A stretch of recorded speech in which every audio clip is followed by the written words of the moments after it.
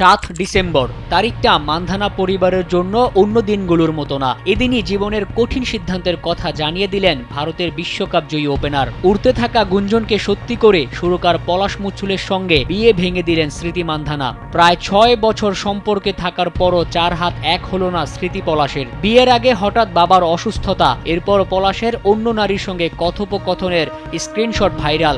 সব মিলিয়ে এই তারকা জুটির বিয়ের শেষ পরিণাম হার মানালো নাটক সিনেমার গল্পকেও। স্যান্ডেলিনা সো, রূপচর্চায় আভিজাত্য।